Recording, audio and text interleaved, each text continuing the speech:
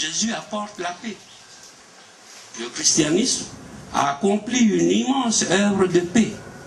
Même si beaucoup l'ont un peu mal exploité, hein, ça arrive. Mais en général, dans la majorité, le christianisme a fait une grande œuvre de paix dans le monde. Parce qu'on prêche Jésus. Jésus, la vraie paix. Maintenant, si on arrive dans les textes du Nouveau Testament, dans Jean, c'est aussi une période troublée pour les disciples. Ils ont vécu des moments très difficiles et très rapides aussi. Hein. Jésus a été saisi par les soldats, il a été cloué sur la croix, il est mort, il est ressuscité. Alors vous voyez, pour les disciples, c'est vraiment très très dur. Et maintenant, Jésus va repartir encore, va monter au ciel. Alors Jésus va leur annoncer un message de paix. Lorsque Jésus annonce son départ imminent, les apôtres sont vraiment troublés. Leur cœur doute. L'avenir leur paraît incertain sans Jésus à leur côté.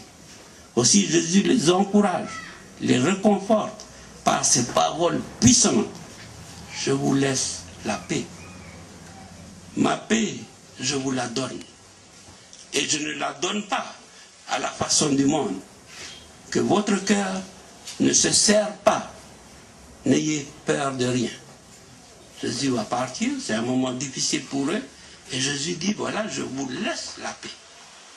Ma paix, je vous la donne. Et je ne la donne pas à la façon du monde. Que votre cœur ne se serre pas. Se serre pas, c'est-à-dire ne se trouble pas. Ne soyez pas inquiets. N'ayez peur de rien. Parce que Jésus ne donne pas sa paix à la façon du monde. Connaissant la façon qu'utilise le monde et les nations puissantes pour maintenir la paix entre eux. On dit que le monde fait régner la paix par la terreur. Les pays aujourd'hui, s'il y a la paix, c'est pas seulement parce que le cœur n'est pas troublé, mais on se menace. Hein? Par la bombe atomique, par tout ça là, alors on maintient la paix dans le monde grâce encore à la terreur, hein? Par la force, par le terrorisme nucléaire. Le monde fait régner une fausse paix. Les autres, ils ont peur des autres parce qu'il y a la bombe. L'autre, il a peur de l'autre parce que, oui, on instaure la tranquillité dans ce monde grâce à des menaces, des grandes menaces. Alors que Jésus, c'est pas du tout ça. Hein? Quand Jésus, lui, il instaure sa paix dans nos cœurs, ben c'est une vraie paix, une paix profonde. C'est une paix qui vient d'en haut. C'est une paix qui est spirituelle et divine. Et c'est une paix qui est inébranlable. Sa fondation, c'est Dieu même. Ce n'est pas fondé sur la terreur ou sur les gens se font peur pour garder la paix. Ça, c'est la paix du monde, on se fait peur, les uns les autres. Mais avec Dieu, il ne fait pas peur. Hein. Il nous donne vraiment la paix dans notre cœur. La seule chose qui nous sépare de lui, c'est le péché. Et c'est ça, il faut enlever. Et Jésus est venu pour enlever ce péché, pour que nous soyons vraiment en paix avec Dieu. Mais il n'y a pas question de garder la paix par la terreur ou par les menaces. Donc, rien ne peut troubler la paix que donne Jésus. Alors pour vous, mes frères et sœurs, pour ceux qui ont vraiment Jésus-Christ dans leur cœur, je crois qu'il faut rien, il ne faut pas avoir peur de quelque chose, de quelqu'un. Il ne faut pas vous inquiéter. Enfin, je dis vous, mais moi aussi. Nous ne devons pas nous inquiéter parce que nous avons la vraie paix en Jésus. Jésus est parti, et je disais tout à l'heure qu'il nous a envoyé un consolateur, en la personne du Saint-Esprit. Et ce consolateur, parmi les fruits qu'il nous montre, mais il y a aussi la paix. Et c'est une paix durable. En plus, on va terminer par le dernier texte. En plus, Jésus leur fait cette promesse que le consolateur viendra rendre témoignage de lui. Alors si Jésus quand il a vécu ici sur la terre, il est la paix pour tout le monde. Le Saint-Esprit sera sa présence dans le cœur des chrétiens. Alors le Saint-Esprit a pour fruit la joie, la paix, l'amour. Alors il y a la paix aussi. Cette paix est donc inépuisable. On ne peut pas finir cette paix que le Saint-Esprit met dans nos cœurs. Par Jésus-Christ, hein. La paix que donnent les choses du monde, là, ça ne tient pas. Hein. Quand vous touchez une bonne paye, hein, là vous avez la paix financière pendant combien de temps? Ça ne dure pas. Hein. Le sou, là, ça part très vite. Hein. Donc peut-être le lundi, c'est la joie, parce que le portefeuille il est bien plein, mais mardi, il n'y a presque plus rien. C'est ça, les choses du monde, ça passe. Hein.